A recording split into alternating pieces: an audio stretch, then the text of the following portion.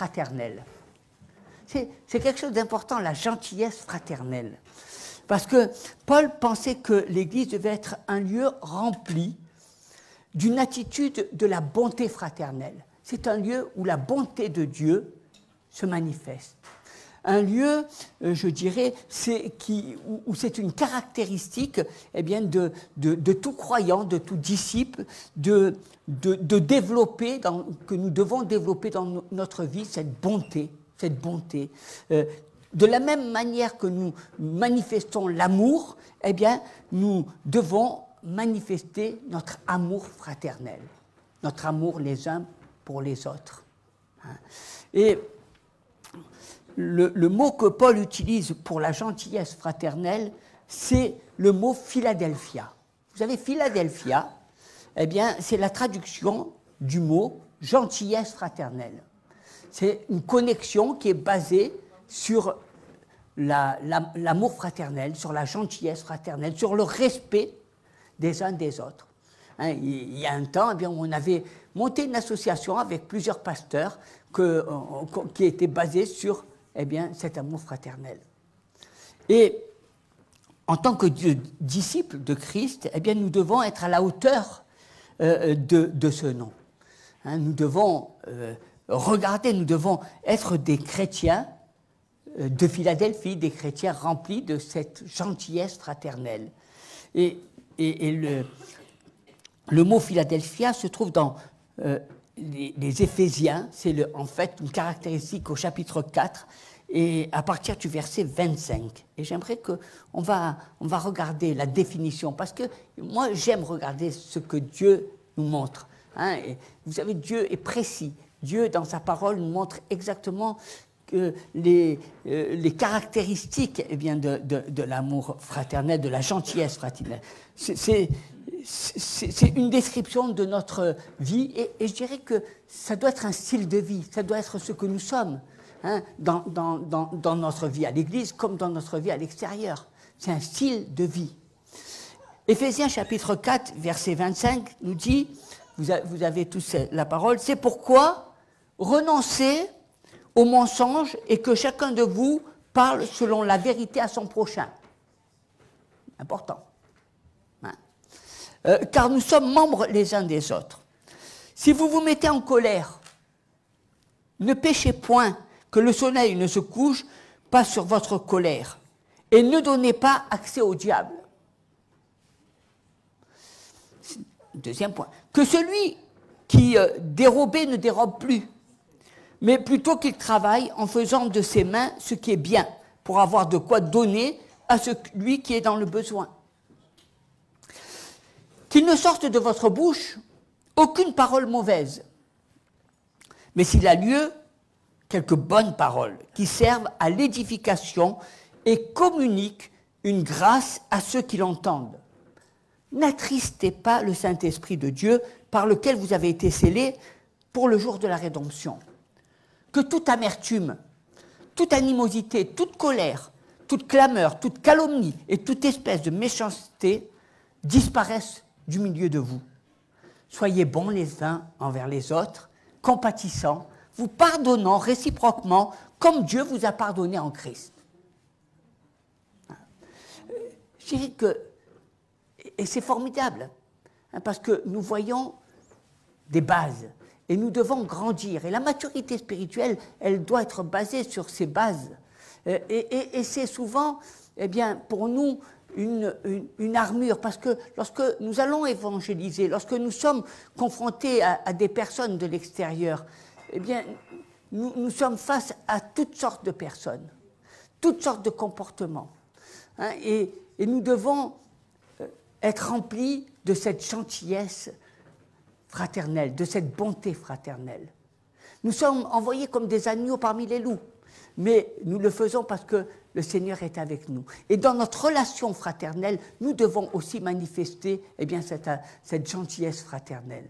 Alors, elle est basée parce que la Bible nous dit de forger notre amitié qui doit être basée sur la confiance. C'est ça, une église. C'est une église de gens, de personnes qui essaient d'être des amis, qui cherchent à à aller au-delà de des relations que nous avons en se voyant que le dimanche. Nous basons, eh bien, nous forgeons notre amitié sur une base qui est la confiance. Hein, la confiance, avoir confiance. Est-ce que vous me faites confiance? Est-ce que je dois vous faire confiance? Je n'ai pas entendu beaucoup d'amen là. Hein? Non, mais parce que si vous me faites confiance, c'est important pour moi parce que ben, je sais que je peux être comme je suis, que vous n'allez pas me dire quoi que ce soit, que vous n'allez pas... Il faut faire... Quand on fait confiance à quelqu'un, on ne va pas lui dire je te fais confiance, mais hein, quand vous faites confiance à votre épouse ou à votre époux, eh bien c'est une confiance totale, vous savez. Jésus lui-même dit, une fois il y a quelqu'un qui est venu vers lui et il lui a dit, écoute, j'ai un serviteur qui est malade. Il dit, ben, il n'y a pas de problème, je viens chez toi. Et il a dit, non, non, pourquoi tu veux venir chez moi? Si tu dis, eh bien, il sera guéri. Moi, quand je demande quelque chose à quelqu'un, il me fait confiance et il le fait. Je sais que je dors en paix. Je ne suis pas là en train de me poser des questions. La confiance. La confiance est un élément important. Et c'est ce qui doit être une base. C'est doit être cette base hein, qui doit nous nourrir. Hein, et pour se faire confiance, eh bien, il faut répudier le mensonge, nous dit le Seigneur. Hein, il faut dire la vérité à votre prochain. Dire la vérité. Dieu n'est pas le Dieu des hypocrites. Arrêtons de faire souvent eh bien, de l'Église une Église d'hypocrisie. Basons notre amour et nos relations eh bien, sur la vérité et non pas sur le mensonge ou sur des choses qui sont tordues. La vérité. Jésus lui-même est venu rendre témoignage à la vérité. Combien d'hypocrisie, combien de pommades, combien de belles paroles qui font que les cœurs ne marchent pas au diapason. Faire confiance, parler cœur à cœur, parler avec amour, hein, parler avec amour. La confiance est essentielle dans des relations saines. C'est essentiel. Lorsque vous ne faites plus confiance à une personne que vous aimez, vous êtes torturé. Vous n'arrivez pas à bâtir quelque chose parce que votre manque de confiance eh bien, fait que toujours vous avez le sentiment, vous avez vos peurs qui vous rattrapent, vous avez le passé qui vous rattrape, vous avez beaucoup de spectres qui s'élèvent devant vous par manque de confiance. La confiance, c'est la paix, la confiance, c'est la sérénité, la confiance, c'est eh bien, pouvoir se reposer sur l'autre, la confiance, c'est se sentir en sécurité avec l'autre.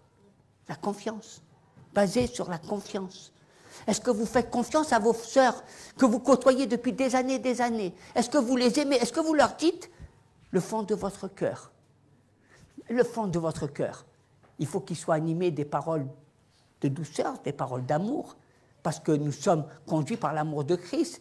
Le Seigneur n'a jamais dit que la confiance était basée sur des règlements de compte. On règle nos comptes.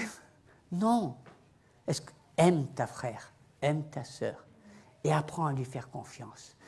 Hein? Dieu t'a fait confiance. Dieu te fait confiance. Alors pourquoi toi tu ne ferais pas confiance? Moi j'ai confiance en vous. Vous savez, les chrétiens ne m'appartiennent pas. Ils appartiennent à Dieu. Mais j'ai une confiance en vous. Je ne suis pas là. Bien sûr que je vais vous protéger. Et encore, bien souvent, je ne suis pas là pour vous protéger. Je suis là pour regarder de loin vos expériences. Et quand je vois, eh bien, vous savez, chacun doit faire son expérience. Ce n'est pas en essayant de vous brûler les doigts que je vais vous empêcher de vous brûler les doigts. L'expérience, c'est votre expérience, c'est ce que vous devez faire. Votre expérience, elle est basée sur vos échecs, elle est basée sur vos difficultés, elle est basée non pas que sur des réussites. C'est votre vie.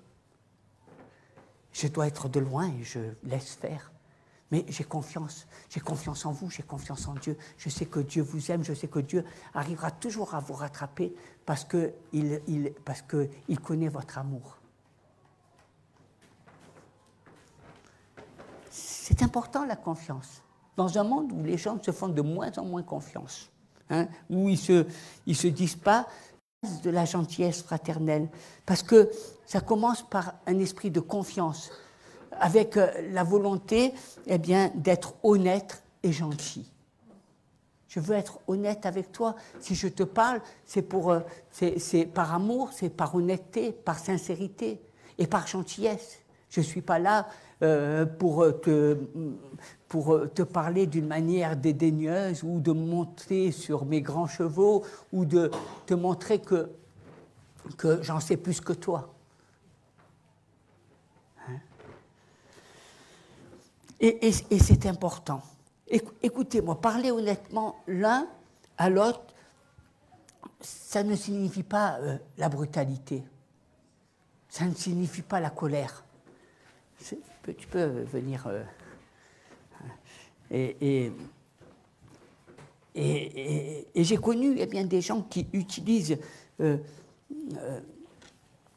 souvent l'excuse d'être honnête pour dévaster les autres avec leurs mots. Avez-vous déjà connu quelqu'un comme ça, hein, qui vient, je suis honnête avec toi, et il va te mettre à plat, il va te couper le moral.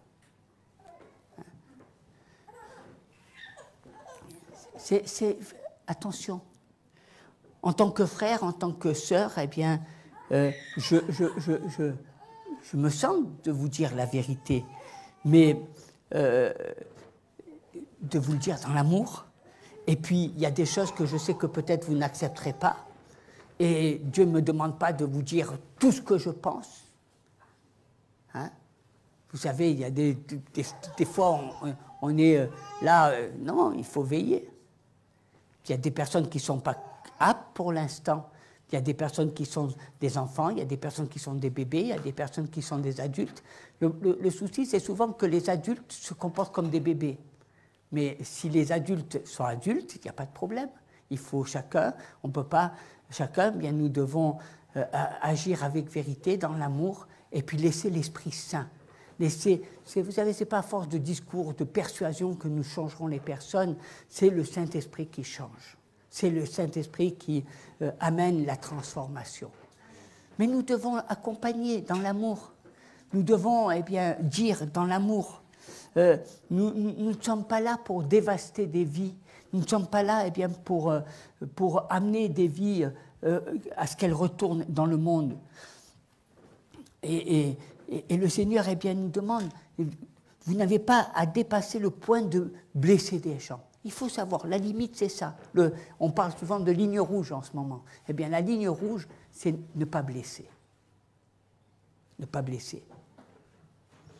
On peut rire, on peut s'amuser. On se connaît. Vous savez, quand on se fait confiance, c'est différent. Si je vous fais confiance, je suis moi. Parce que je connais mes brebis, parce que j'ai envie d'être... Je sais qu'elles ne soupçonnent pas le mal, je sais que je peux m'amuser avec vous, rire, être moi. Mais si les personnes eh bien, veulent des moules, elles veulent que je sois comme ça ou comme ça, eh bien finalement, je ne serai plus moi.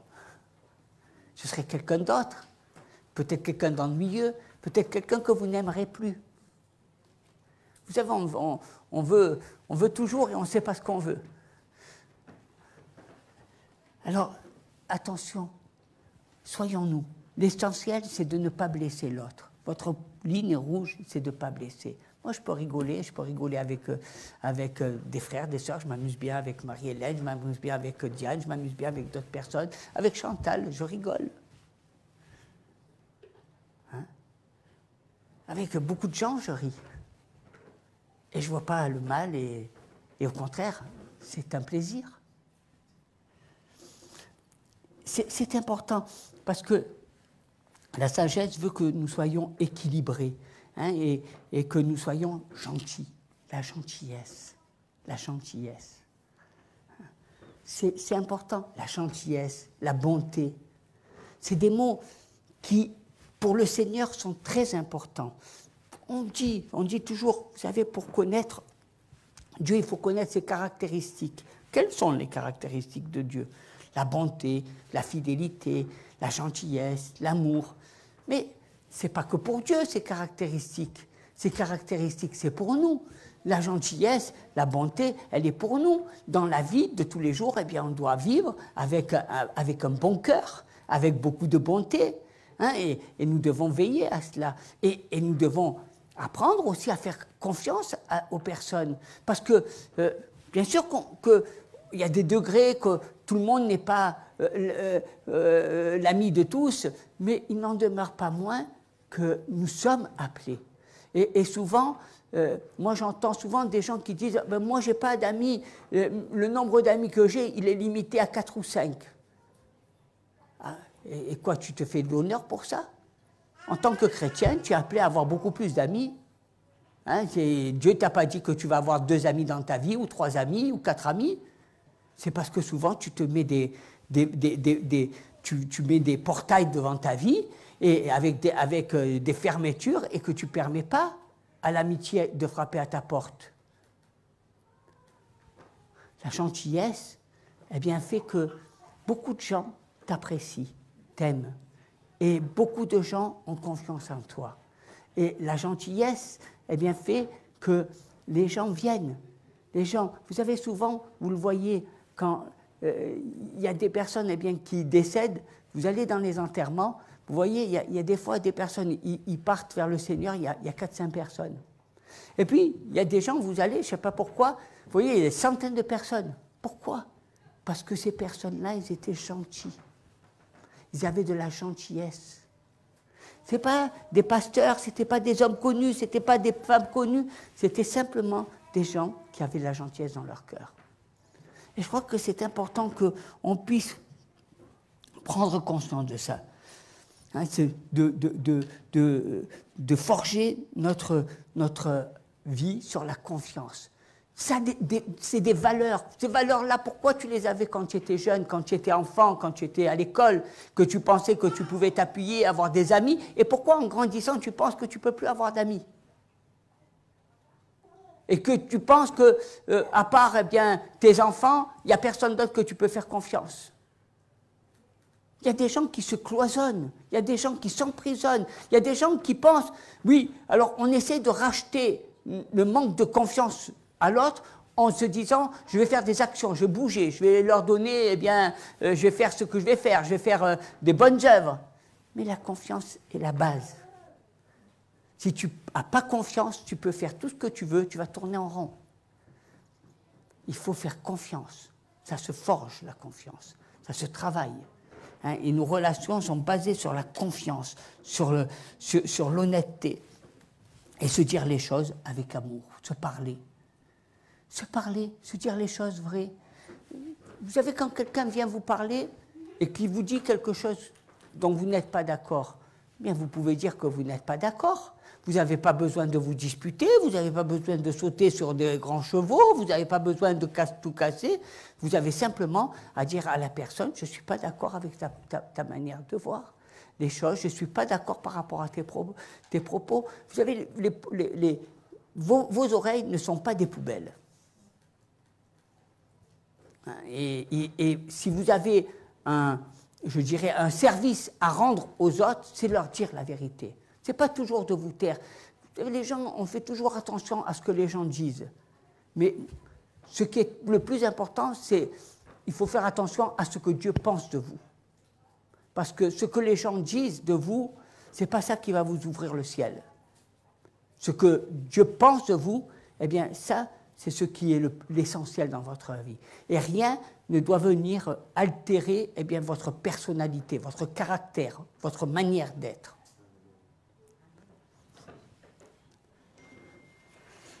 Et puis, il est dit, libérez-vous des relations de colère. Parce que c'est vrai que souvent, quand on dit la vérité, la première des choses qu'on se fait, allez, on se met en colère.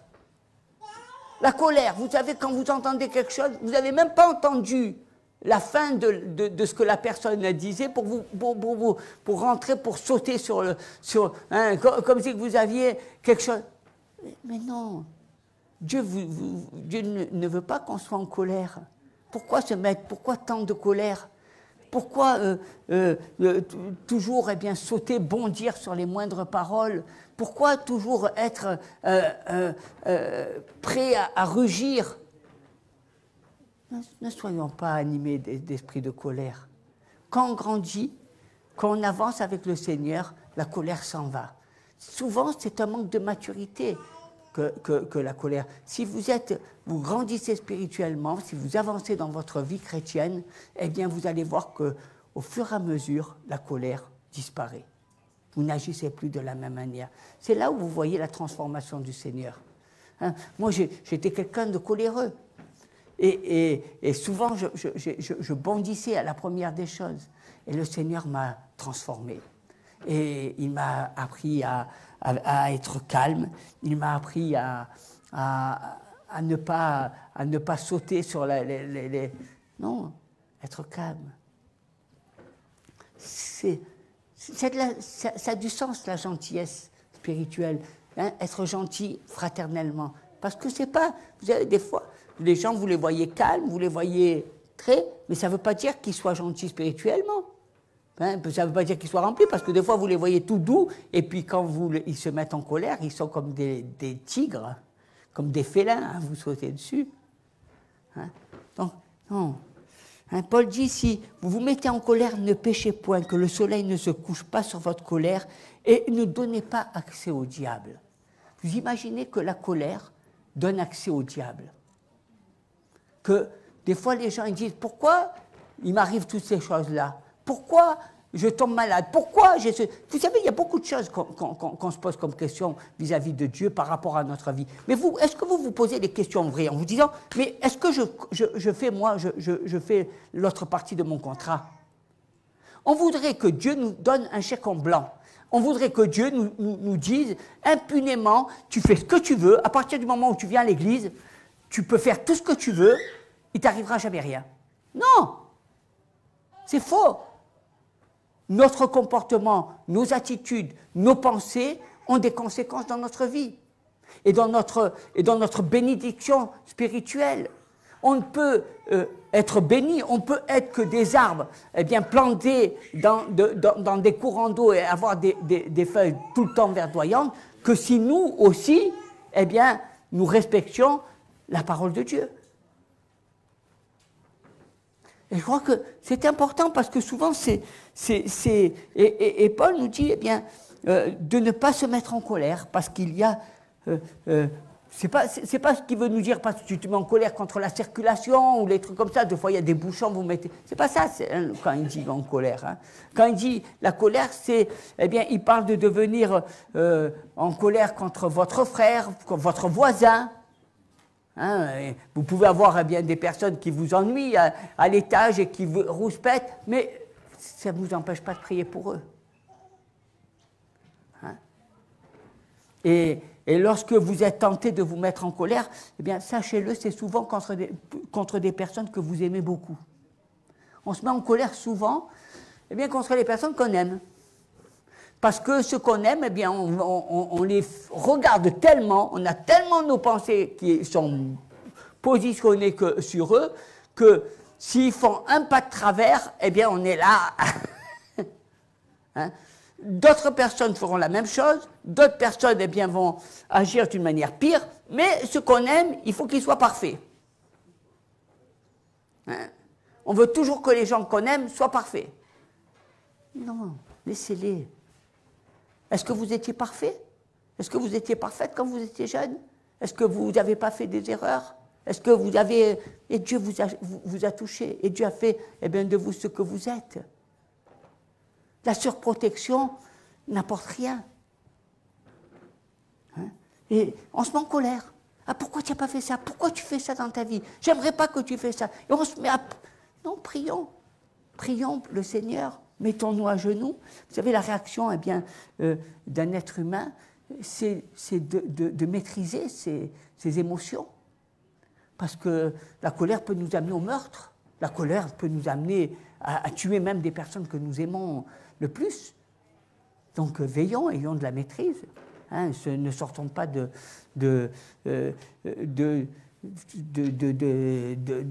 notre position spirituelle. Vous savez, ce sont des émotions dangereuses qui sont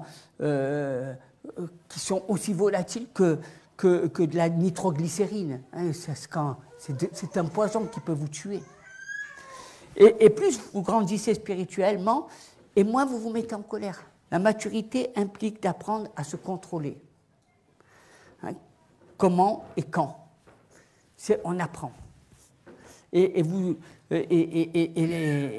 surtout, vous apprenez à ce que la colère n'agisse pas tant et que vous demandiez pardon au Seigneur avant que le soleil ne se couche. C'est important, la dimension de temps. Hein, c'est important parce que si vous ne demandez pas pardon, la colère va se manifester le lendemain encore. Et après-demain, encore un peu plus. Et après-demain, encore un peu plus. Et des fois, vous dites, j'attends, le vase, il a débordé. C'en est trop. Pourquoi? Parce que vous n'avez pas demandé pardon chaque jour. Parce que chaque jour, vous avez mis un peu de colère. Et le lendemain, la colère, elle a augmenté. Et le surlendemain, elle a augmenté. Jusqu'à ce que vous dites, j'en peux plus. Non. Mettez-vous, rentrez dans votre chambre, mettez-vous à genoux et priez. Et dites, Seigneur, que je n'ai pas de colère pour cette personne. Je l'aime, je veux la bénir. Tu as des projets. C'est dramatique parce que souvent, c'est les personnes que vous aimez le plus. Ça peut être votre épouse, ça peut être votre fils, ça peut... Attention. De la gentillesse fraternelle, hein, de l'amour fraternel, selon la parole, pas selon soi. Et puis, donc, forgez votre amitié sur la confiance. Libérez vous de cet esprit de colère. Ensuite, il dit de nourrir quelqu'un qui a faim. Voici un autre secret de la gentillesse fraternelle. Nourrir quelqu'un qui a faim. Que celui qui dérobait ne dérobe plus, mais plutôt qu'il travaille en faisant de ses mains ce qui est bien pour avoir de quoi donner à celui qui est dans le besoin. Alors, et vous devez comprendre que quand Paul a écrit ces mots, les chrétiens qui vivaient étaient en lutte parce que c'était sous un fond de vol. Les gens volaient. Hein, c'était des voleurs à l'étalage, c'était des tricheurs, c'était voire des cambrioleurs. C'était le paysage, c'est ce qui se passait. Les gens volaient parce qu'ils n'avaient pas, donc ils volaient dans les étals, etc. Et Paul dit qu'ils cessent de voler, hein, qu'ils cessent de voler et afin qu'ils puissent travailler de leurs mains. C'est important. Vous savez, encore hier, on a rencontré une personne, et cette personne, on sait, elle est déjà venue dans l'église, et son désir, c'était de voler, d'ouvrir les sacs et de voler. Alors vous savez, nous, dans l'église, on fait confiance, on met ses vêtements, etc. La personne, elle était là. Et elle a commencé, oui, à raconter, à mentir. Je dois partir voir quelqu'un qui est malade, j'ai pas d'argent pour le train, etc. Et puis, bon, moi, je lui ai donné un peu d'argent, et puis elle me dit, allez voir les frères et sœurs et demandez de l'argent, parce que... J'ai dit, mais quand même, c'est un peu osé, hein, le vol. Alors, et j'ai bien aimé parce que hier, on la rencontre à nouveau à l'hôpital de la Timone. Et puis, je la reconnais bien sûr, et puis elle commençait à faire la même chose avec notre frère Abraham. Et puis il lui a dit, mais madame, je ne vous condamne pas, mais arrêtez de mentir, arrêtez de voler. Ce n'est pas comme ça que vous allez gagner la bénédiction. Vous devez avoir la crainte de Dieu. Arrêtez de faire n'importe quoi. Je ne suis pas là, je ne vous juge pas, mais je sais ce que vous faites. Je vois que vous racontez des mensonges. Je le vois. Mais arrêtez, revenez. Dieu vous donne l'occasion de pouvoir revenir, de pouvoir changer. Il vous donne l'occasion de changer de route parce que vous avez peut-être vécu tout le temps comme ça, pour telle ou telle raison, peu importe. Mais aujourd'hui, essayez de revenir. Revenir à la parole, revenir à ce que Paul dit, arrêtez de voler, et commencez à travailler de vos mains afin de bénir. Hein? C'est le conseil de Paul, je vous conseille de travailler dur pour ne pas voler. Et je crois que ça, c'est quelque chose d'important, c'est un style de vie. On voit bien qu'aujourd'hui, il y a beaucoup de jeunes gens qui qui vendent des stupéfiants, de la drogue, de l'argent facile. Pourquoi? Eh bien, parce que c'est un moyen de gagner beaucoup d'argent. Il dit, je vous conseille de travailler dur, de travailler d'une manière droite. Le travail, qui est basé sur l'honnêteté, apporte des bénédictions. Le travail qui est basé sur du trafic, des choses qui sont négatives, tôt ou tard, vous en payerez le prix. Tôt ou tard. De toute façon, je n'ai jamais vu de gens qui vendaient de devenir riches. Et même quand s'ils deviennent riches, il leur tombe toutes les calamités dans leur vie. C'est Dieu qui bénit.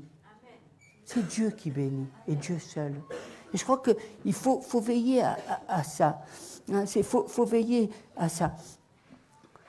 C'est vrai qu'on doit veiller à notre cœur. Et quand je vous racontais cette histoire de cette femme qui a vu, eh bien, cette femme qui était devant la porte d'un commerce avec ses 2 enfants, son cœur a été touché. Et vous devez veiller à ça. Parce que c'est important de faire les choses avec le cœur. Il faut être sensible. Dieu veut qu'on soit sensible. Dieu est sensible. Et ne pas vous endurcir. Je sais que dans notre société, c'est facile de s'endurcir. Parce qu'on est comme ça. Même dans les églises, on voit ces choses-là. Il y a des gens qui sont là, qui disent « Oui, tu comprends, il y a des personnes qui veulent profiter. Alors on veut profiter du système. Alors on dit « Ben oui, puisque dans l'église, eh bien, les gens sont généreux, eh bien moi je vais profiter du système, je ne vais pas apporter ma participation. » Et il y en a d'autres qui vont dire « Ah ben moi, puisque c'est comme ça, je ne vois pas pourquoi je vais être généreux. » Revenez à la parole de Dieu. Est-ce que vous pensez que, parce que quelqu'un agit en ayant des intérêts, c'est ça qui doit vous motiver à ne pas être vous? Est-ce que votre vie, elle est basée sur le comportement des autres ou elle est basée sur le comportement que vous devez avoir devant Dieu? Elle est basée sur l'engagement que vous avez avec Dieu. Et vous savez que si vous écoutez Dieu, vous serez heureux, vous serez béni parce que votre cœur ne se remplira pas d'épines, il ne se remplira pas d'amertume, il ne se remplira pas de poison. Ça vous empoisonne. Il y a beaucoup de chrétiens qui s'empoisonnent l'existence parce qu'ils regardent les autres et disent, tu vois, il y a tant de gens qui sont généreux et il y a tant d'autres personnes, eux, ils ne sont pas généreux. Ah, pourtant, ils vont s'acheter des robes. Ah, pourtant, ils vont manger au restaurant et ils n'ont jamais. Mais qui tu es pour juger? C'est ton rôle? Qu'est-ce que tu crois? Que Dieu t'a dit, regarde tes frères et condamne-les? Tu te condamnes toi-même, tu perds ta bénédiction en regardant tes frères. Vous savez, ce n'est pas vous qui bénissez, ce n'est pas vous qui condamnez non plus. C'est Dieu. La personne qui agit comme ça, elle perd ses bénédictions. La personne qui agit au détriment des autres et qui veut profiter du système, c'est elle qui est la plus malheureuse. Parce que c'est Dieu qui la condamne. Vous avez la condamnation de Dieu et vous voulez apporter votre condamnation. Mais non, parce qu'en apportant votre condamnation à votre frère ou votre sœur, vous vous condamnez vous-même. Vous n'avez pas à regarder, vous n'avez pas à juger, vous n'avez pas... Rien ne vous oblige. Si vous le faites, faites-le avec cœur. La Bible a dit que tu as beau avoir tout l'argent, si tu dépenses tout l'argent pour nourrir les personnes, les pauvres, par philosophie ou par... Eh bien, sache que si tu n'as pas l'amour, Dieu, il ne regarde même pas ce que tu fais. C'est du vent. Donc, regardez bien aux choses. Si Dieu, tu veux manifester ta générosité, c'est une bénédiction de donner. Moi, vous savez, quand on donne, eh bien, on est béni. Il y a plus de joie à donner qu'à recevoir. C'est une joie que Dieu te donne. Si maintenant le système est fait, qu'il y a des gens qui veulent profiter ou pas, ça ne te regarde pas. C'est Dieu qui est le grand maître, ce n'est pas nous qui sommes le maître. Qui sommes-nous pour juger les gens? Qui sommes-nous pour condamner les personnes? C'est parce qu'il y a des gens qui font comme ça, alors je ne dois plus agir comme ça? Je ne dois plus être un enfant de Dieu? Je dois laisser mon cœur se refroidir? Dieu te dit, veille à l'état de ton cœur, parce que si tu laisses ton cœur aller, eh bien, il va devenir glacé il va être dur et comme un glaçon. Tu n'auras plus d'amour. Faut veiller à ces choses-là. Il faut veiller à cela. Et c'est important, la bonté fraternelle. Hein. Alors il faut forger bien votre amitié sur la confiance, ne pas se mettre en colère ou ne pas mentir. Ne vous fâchez pas, nourrissez quelqu'un qui a faim, puis fortifiez d'autres personnes avec vos mots. Hein, au verset 28, il dit « Qu'il ne sorte de votre bouche aucune parole mauvaise, mais s'il a lieu, quelques bonnes paroles qui servent à l'édification et qui communiquent une grâce à ceux qui l'entendent. » Qu'il ne sorte pas de paroles mauvaises. Notre but, ce n'est pas de dire des méchancetés. Notre but, c'est d'édifier, c'est d'encourager, c'est de fortifier. Notre but, c'est de faire du bien. Pourquoi je vais être mauvais? Qu'est-ce que j'ai à gagner à être mauvais? Qu'est-ce que vous avez à gagner à être méchant, mauvais? Rien. Vous croyez que ça vous donne d'être mature en étant méchant? Vous croyez que parce que vous avez des années d'expérience, vous pouvez vous permettre d'être méchant? Non. Ce sont vos frères et vos sœurs qui sont là. Et vous devez les aimer, les respecter. Et vous devez les édifier, au contraire, les encourager, prier pour eux. C'est ça la maturité spirituelle. Ce n'est pas d'être méchant. Ce n'est pas d'être mauvais. Ce n'est pas de dire des mauvaises paroles, c'est toujours d'avoir des bonnes paroles, c'est toujours d'encourager. Dieu est une bénédiction. Je prends notre frère Bruno, il vient à la prière, eh bien je l'encourage tous les jeudis à venir, à prier. Et qu'il soit béni et fortifié, parce que c'est mon frère en Christ, et parce que je lui fais confiance, parce que je connais son cœur, hein, et que je sais qu'il a un cœur gros comme une maison. Il faut savoir édifier. Regardez pas les défauts, regardez pas ce qui ne va pas, regardez ce qui nous unit. C'est tellement important. Hein, tellement important. Je vous dis ces choses-là parce que, vous savez, on sent un souffle, on sent que Dieu ramène, on sent que Dieu veut faire des choses. Mais il faut être prudent. Parce que on sait combien des fois il y a des désastres et combien les filets du maître, souvent il faut faire attention à ce qu'ils soient bien tissés pour que les poissons restent dans le filet. Parce que sinon les poissons ils vont partir dans le monde et c'est pas le but. Hein. C'est que Dieu qui nous a fait d'être pécheurs d'hommes puisse remplir son Église et que nous puissions vivre vraiment cette communion fraternelle. Hein, et c'est tellement important, vous savez, parce que l'encouragement, et il faut encourager. C'est important d'encourager, parce que il y avait un homme qui était connu, Abraham Lincoln, c'était le président des États-Unis, l'un des plus grands hommes d'État, hein, de tous les temps. Eh bien qu'il fût un grand homme d'État de tous les temps, Abraham Lincoln, il avait dans sa poche un petit papier. Et au moment de sa mort, quand il a été tué, on a trouvé ce papier. Et il y avait un article. Et sur cet article, il n'y avait que des paroles d'encouragement pour lui. Vous savez, les hommes qui sont à la tête, on les attaque.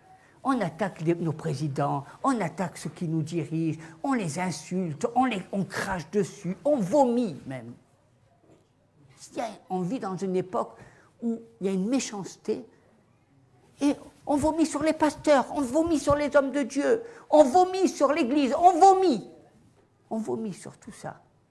Les gens, ils se donnent à cœur joie et on y va, et plein de méchanceté.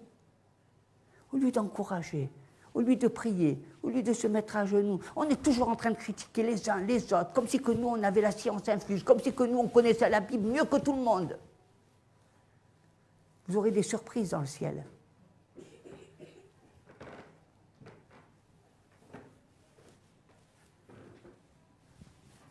Apprenons à vivre, apprenons à apprécier, apprenons à encourager. Souvent, les hommes de Dieu, il leur est arrivé des problèmes de santé parce que justement, ils ont été insultés, rejetés. Combien de fois? Combien de fois ils ont été blessés? Ne faites pas la même chose. Au contraire. Et on fait ça pour tout le monde. Dieu nous invite à prier pour ceux qui nous dirigent, on insulte ceux qui nous dirigent. On les bannit. Dieu nous invite à prier pour que les hommes du Seigneur soient remplis de l'Esprit de Dieu et on les critique et on les bannit.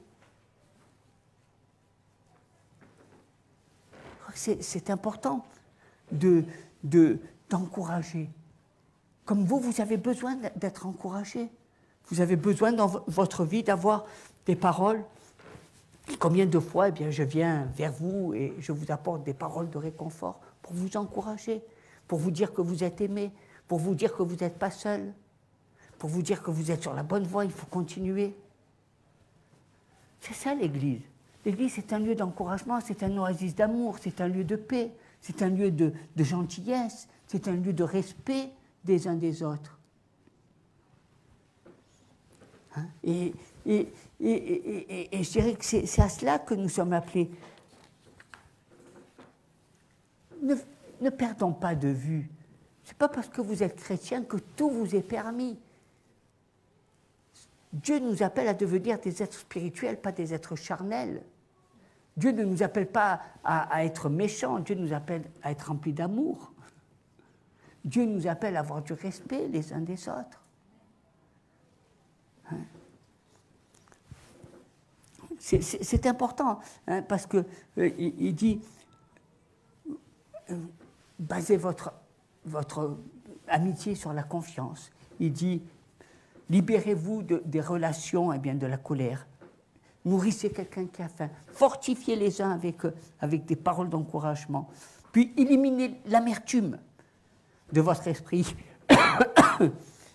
Et au verset 30 et 31, n'attristez pas le Saint-Esprit, par lequel vous avez été scellés par le jour de la rédemption. Que toute amertume, toute animosité, toute colère, toute clameur, toute calomnie et toute espèce de méchanceté disparaissent de vous. Voilà la volonté de Dieu. Voilà ce que Dieu désire. Voilà ce que Dieu désire. Arrêtons. Vous savez, quand on est dans le monde, on s'amuse. On est jeune fille ou jeune garçon, on s'installe sur les terrasses et on regarde, et on s'assoit et on regarde. Tu as vu comme elle est habillée, tu as vu comme l'autre il est là, tu as vu ceci, elle est grosse, et on critique tout le monde et on les critique même sans les connaître. Ah, elle est triste. Ah, ça, c'est une personne qui doit être enfermée. Ah, ça, ouais. Mais arrêtons. Pourquoi dire des choses qui sont fausses? Pourquoi dire des rumeurs? Pourquoi toujours voir le mal? Pourquoi toujours sortir des choses? Et en plus, vous savez, on se donne toujours le beau rôle. C'est que nous, on dit, oui, mais c'est pour son bien. Ah oui, mais ça, moi, je le dis, tu sais, j'ai pas d'intérêt, c'est pour le bien. Avec ça, vous allez loin. Hein? Tu dis à une personne, eh bien, tais-toi, change, mais c'est pour son bien. Hein? Sois pas comme tu devrais être. Hein? C'est pour ton bien. Non. Pourquoi vous parlez comme ça? Pourquoi vous êtes méchant? À quoi ça sert? Laissez vivre les gens. Laissez-les être ce qu'ils sont. Pourquoi l'amour dit ne soupçonne pas le mal? Pourquoi vous avez le mal dans votre tête? Pourquoi le mal vous range? Pourquoi la rumeur vous range? Pourquoi? Alors on va vous dire, quand c'est comme ça, on va vous sortir les choses du passé. Ah le passé, le passé. Mais qu'est-ce que vous allez vivre le passé? Vous pouvez le refaire le passé? Vous allez vous enterrer dans le passé? Dieu dit, toute chose doit être nouvelle. Aujourd'hui tu vis, c'est demain qui est important. Ce qui est passé derrière toi est mort. Arrête de vivre dans le passé, arrête d'être torturé par le passé. Le passé va t'enterrer. Ce n'est pas l'avenir qui va te donner de vivre, c'est ton passé qui t'enterre. Et je crois qu'il y a beaucoup de gens qui vivent dans leur passé. Ils sont toujours là en train de... On a l'impression qu'on a des journalistes qui font des chroniques sur les histoires des églises. Les journalistes, tu sais, en telle année, 1900, tel jour, à telle heure, il s'est passé... Mais non, arrêtons. Hein? C'est Dieu qui dit, et si on veut grandir, et si on veut voir l'Église prospérer, qu'est-ce qui bénit une Église? Qu'est-ce qui attire des âmes? C'est le Saint-Esprit. Et qu'est-ce qu'il est dit? Il est dit que vous attristez le Saint-Esprit. Vous attristez le Saint-Esprit. Il dit qu'en vous mettant en colère, vous donnez accès au diable. Et le diable, il vous attaque. Vous lui permettez de vous rendre malade. Vous lui permettez de vous attaquer. Et il dit eh bien, qu'en faisant ça, vous attristez le Saint-Esprit. Et quand vous attristez le Saint-Esprit, la bénédiction, elle s'en va. Et vous serez content. La bénédiction, elle s'en va. Parce que c'est le Saint-Esprit qui attire. C'est le Saint-Esprit qui convainc. C'est le Saint-Esprit qui bénit une église. C'est l'onction du Saint-Esprit. C'est l'Esprit Saint. Alors il faut faire attention. Pas de clameur, pas d'animosité, pas de colère, pas de calomnie, pas de méchanceté. Pourquoi Tout ça doit disparaître au milieu de vous. L'Église, c'est des vêtements blancs. C'est pas des vêtements sales. Tous les dimanches, vous pouvez vous laver à la croix. Tous les dimanches, vous pouvez demander pardon au Seigneur. Tous les dimanches, eh bien, vous pouvez vous approcher du Seigneur et dire, tu vois, Seigneur, ôte de mon esprit toutes ces mauvaises pensées. Ôte de mon esprit, eh bien, tous ces mauvais sentiments. Guéris-moi. Libère-moi de tout ça. C'est des tumeurs, ça. Et c'est là. Vous savez, après, en faisant ça, on devient amer. Et en fait, eh bien, on afflige le Saint-Esprit par notre amertume et on donne accès au diable. Et on n'est pas béni. Et on ne prospère pas. C'est des clés. La gentillesse spirituelle, l'église de Philadelphie, eh bien, grandissait parce qu'elle marchait selon des principes qui sont des principes qui sont selon la Bible. Ils sont sortis de leur vol, ils sont sortis de ça, ils sont sortis de tout ça pour entrer dans une nouvelle dimension. Et quand vous travaillez, ça se travaille, il faut chercher étape par étape pour les mettre en pratique dans votre vie. Et vous allez voir qu'en mettant en pratique toutes ces choses-là, Dieu va vous changer. Dieu va faire de vous une nouvelle personne. L'Esprit du Seigneur va faire de vous une autre créature. Est-ce que vous voulez rester la même personne des années? Est-ce que vous voulez qu'on dise de vous, cette personne, je l'ai connue il y a 30 ans, elle était comme ça, et 30 ans après, elle est toujours pareille. Elle n'a pas changé. Quand on vous dit ça sur le physique, c'est un compliment, mais quand on vous dit ça d'un point de vue spirituel, ce n'est pas un compliment. Parce que si vous n'avez pas changé spirituellement, ça veut dire qu'il y a des choses que vous n'avez pas grandi. Et moi, je vous dis une chose, je préfère que vous ayez changé physiquement, même si vous avez pris des rides, mais si vous avez changé spirituellement, eh bien, alléluia. Parce que c'est ça qui est le principal. Ce n'est pas votre physique qui vous donnera la vie éternelle, c'est le changement, la transformation de votre vie. De votre être qui vous donnera d'avoir accès au ciel. Le physique n'a pas ouvert les portes du ciel. Et Dieu nous invite à exceller, je dirais, dans la gentillesse, dans cette gentillesse fraternelle, dans cette relation, afin de grandir. Vous savez, quand on grandit dans ces choses-là, lorsqu'on grandit, on se libère de l'amertume, lorsqu'on se libère... On devient une autre... Vous n'avez rien à gagner. Vous n'avez rien à gagner. Vous savez, quand vous vivez avec l'amertume, avec tous ces trucs, ce côté amer, vous polluez l'esprit. Vous créez du mauvais sang. Vous tuez vos cellules. Vous faites du mal à vous-même. Et ça se voit sur votre visage. Parce que, vous savez, la Bible elle dit que leur visage ne se couvre pas de honte. Quand on est rempli d'amour, de gentillesse fraternelle, ça se voit sur nos yeux. On est frais, on a un visage sain, ça se ressent. Tu vois, il y a des gens, tu les vois, ils sont là comme ça, tu vois, ils sont comme ça. Tu vois, ils sont triturés. Tu vois, tu as l'impression que quand tu n'oses même pas leur parler parce que tu vois qu'ils sont perturbés. Et tu t'approches d'autres personnes, ils te regardent les yeux dans les yeux, ils te parlent. Tu sens que c'est fluide, c'est sain, c'est vrai. Il n'y a pas de sournoiserie, il n'y a pas de je ne sais pas quoi. Arrêtons, cherchons à être vrais. Le visage ne se couvre pas de honte, que tu regardes les personnes. On doit regarder tout le monde dans les yeux. Il n'y en a pas un que je vais pas regarder et baisser les yeux. Toutes les personnes que vous êtes, je veux vous regarder dans les yeux. Vous dire, j'ai rien à me reprocher. Pourquoi vous me reprochez des choses que je n'ai pas à me reprocher? Pourquoi vous portez des jugements que je n'ai pas à avoir? Pourquoi? Hein? Et on le fait avec les gens qu'on aime. On le fait sur ses enfants, on le fait sur des personnes, sur ses époux, on le fait même sur des serviteurs de Dieu. Pourquoi porter des jugements? Pourquoi avoir des pensées qui ne sont pas de Dieu? Qu'est-ce que ça vous rapporte? Ça vous amène à quoi? À rien. Ça vous empêche d'avancer, ça vous empêche d'être béni, ça vous empêche d'être rempli du Saint-Esprit, ça vous empêche, eh bien, ça donne accès au diable, ça attriste l'Esprit Saint. Pourquoi? Au lieu d'être rayonnant, vous voulez que la gloire de Dieu se manifeste dans votre vie. Ben, c'est un travail que vous devez faire. Ce n'est pas en restant c'est en étant gentil, spirituellement, avec vos frères et sœurs. Il y a l'amour de Dieu, mais il y a l'amour fraternel. Et l'amour fraternel est aussi important que l'amour, eh bien, de Dieu. Hein? C'est facile pour nous d'aimer Dieu, mais c'est beaucoup plus difficile d'aimer notre frère et sœur que nous voyons, hein, parce que nous le voyons. Mais Dieu, on ne le voit pas, alors tout est permis. Hein, on l'aime à notre manière, et il ne dira jamais rien. Mais quand on voit notre frère, eh bien, c'est là où on expérimente l'amour de Dieu. C'est là où on voit vraiment, eh bien, ceux qui aiment Dieu ou ceux qui n'aiment pas Dieu. Hein?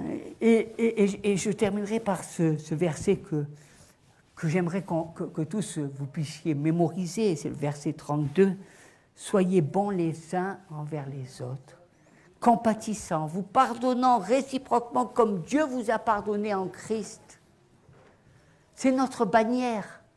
C'est ce que nous devons être. C'est notre marche. Si nous voulons grandir, si nous voulons avancer, eh bien, nous devons être bons les uns envers les autres. Nous devons, je dirais, être compatissants. Moi, je sais que quand les gens disent quelque chose de mal contre une personne, je peux vous dire une chose, ça me fait mal. Ça me fait mal. Je ne supporte pas qu'on dise du mal d'une personne. Quand on dit du mal d'une sœur, la personne, elle ne comprend rien, ou ceci, ou ceci, ça me fait mal. Ne me dites pas ces choses-là. Je ne préfère pas le savoir. Ça me fait mal. C'est comme si vous prenez un couteau et que vous me le plantez dans le cœur. Je n'ai pas besoin de ça. Si vous avez envie de vous suicider spirituellement, allez-y. Mais ne venez pas me voir pour m'apporter tout votre mal. Moi, je vous aime et je veux demeurer dans cet amour. Je ne veux pas voir le mal. Moi, je vois pas le mal. L'amour ne soupçonne pas le mal. Parce que, vous savez, c'est important. On va dire, oui, mais tu es pasteur, tu dois... Non, le pasteur, il doit grandir spirituellement. Le pasteur, c'est sa vie, sa communion avec Dieu. Parce que c'est en se nourrissant de bonnes choses qu'il peut vous bénir. Ce n'est pas en se nourrissant de vos plaies qui va vous apporter la grâce et la gloire de Dieu. C'est en se nourrissant, en demeurant ferme dans l'amour et dans la relation personnelle avec Dieu qui peut être une bénédiction pour vous. C'est pas dans l'amertume. C'est pas dans un tel tu as vu ça, l'autre tu as vu ça, l'autre ceci. Non, ça fait mal. Nous sommes des frères et sœurs et nous nous aimons. Et nous voulons vivre cet amour. Hein, et nous voulons que rien ne nous sépare de l'amour de Dieu. Alors j'aimerais qu'on s'incline et on prie, parce que soyez bons, soyez gentils les uns envers les autres. Hein, c'est ça l'Église, soyons bons les uns envers les autres, compatissants. Hein, donc, tu peux faire des erreurs, mon frère, tu peux faire des erreurs, ma soeur, deux fois tu as un caractère, eh bien, c'est vrai, tu souris, tu boudes, mais c'est pas grave, c'est pas grave. On est compatissant, hein, lent à la colère, hein, comme le Seigneur, se pardonnant réciproquement. Hein. Vous devez me pardonner comme moi je vous pardonne. Se pardonnons. Est-ce que vous pardonnez à vos frères et sœurs? Est-ce que vous pardonnez peut-être à moi, peut-être que je vous ai offensé. Si je vous ai offensé, je vous demande pardon.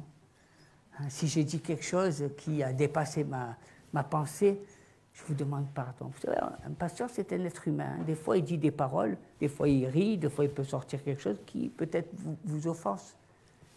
Je vous demande pardon. Vous me connaissez.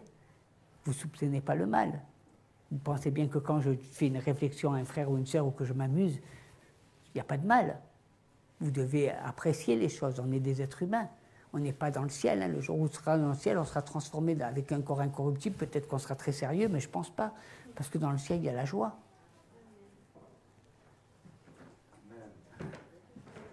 Alléluia. Alors on va s'incliner. Seigneur, merci Seigneur. Merci Seigneur, eh bien, de nous donner de rentrer dans cette dimension. Parce que Seigneur, ce n'est pas en combattant les mauvais esprits, les démons, en se disant je vais aller et je vais chasser la chasse aux sorcières, etc. Ce n'est pas ça que tu nous appelles. Avant tout, c'est que eh bien, dans nos vies, nous soyons propres, honnêtes, sincères, que nous soyons vrais, authentiques, que nous soyons saints, que, Seigneur, il n'y ait pas eh bien, de mauvais esprits, de mauvaises pensées, que nous soyons remplis de ton amour et que nous marchions selon l'amour de Dieu, selon Corinthiens. Seigneur, que tu nous as donné une définition précise de l'amour. Donne-nous de vivre l'amour. Et Seigneur, tu nous appelles à manifester eh bien, de la gentillesse fraternelle. Tu nous appelles à être avec nos frères et sœurs, eh bien, manifester cette bonté, ne pas nous mettre en colère, se faire confiance les uns avec les autres, ne pas se dire des mauvaises paroles, au contraire, s'encourager, s'édifier, ne pas rentrer dans ces travers, ne pas juger, ne pas condamner, mais au contraire, eh bien, nous exhortons les uns les autres. Seigneur, merci parce que tu nous appelles à prier les uns pour les autres. Tu nous appelles à être bons les uns envers les autres. Tu nous appelles à être remplis de cette compassion, de cet amour. Comme toi, tu as eu de la compassion eh bien, pour les personnes qui étaient malades, qui passaient par des moments difficiles, qui avaient faim. Eh bien, Seigneur, donne-nous de la compassion pour les personnes. Ne nous donne pas d'être trop strict, ne nous donne pas d'être trop sévère, ne nous donne pas d'être... Mais donne-nous d'avoir de l'amour, donne-nous d'être remplis de l'amour. Parce que, Seigneur, l'amour, eh bien, c'est la chose essentielle que nous devons cultiver. Elle passe avant toute chose, elle passe avant tout. Parce que ce qui demeure, ce n'est pas ce que tu nous as donné, ni les dons, ni la prophétie, mais ce qui demeure éternellement, c'est l'amour. Et Seigneur, eh bien, remplis-nous de cet amour. Je prie, Seigneur, je prie que mes frères et sœurs, que dans l'Église, eh bien, nous soyons cette Église qui est remplie de l'amour de Dieu. Cette Église qui a les bras ouverts et qui accueille eh bien, les gens qui sont de l'extérieur, avec leurs défauts, avec leur comportement, avec eh bien, leur manière d'être. Peut-être qu'ils ne seront pas sages à nos yeux, peut-être qu'ils seront habillés d'une autre façon, mais Seigneur, toi tu les aimes tous. Seigneur, eh bien, donne-nous de les regarder avec amour. Donne-nous de ne pas faire dans nos pensées de choix, en se disant qu'il y a des gens qui sont mieux que d'autres. Seigneur, donne-nous de voir eh bien, que le dernier sera le premier. Seigneur, que celui eh bien, qui... Souvent, les grandes destinées, les grandes personnes, eh bien, ce sont des gens qui étaient dans des situations horribles, qui se sont retrouvés dans la rue, qui se sont retrouvés sans rien, sans manger. Et Dieu veille sur eux. Il veille sur l'orphelin et sur la veuve. Et lui, eh bien, il veille sur toutes ces personnes. Et un jour, eh bien, ces hommes eh bien, sont devenus des personnes qui étaient très riches, qui sont devenus des stars. Et à ce moment-là, peut-être que quand ils avaient faim, eh bien, tu ne leur aurais pas demandé à manger. Mais quand ils sont devenus des stars, tu as fait la queue pour avoir un autographe. Seigneur, qu'on soit là quand les gens ont besoin de nous. Seigneur, le reste, c'est à toi que ça appartient. À toi appartiennent le règne, la puissance et la gloire, d'âge en âge et d'éternité en éternité. Amen. Soyez bénis. Amen.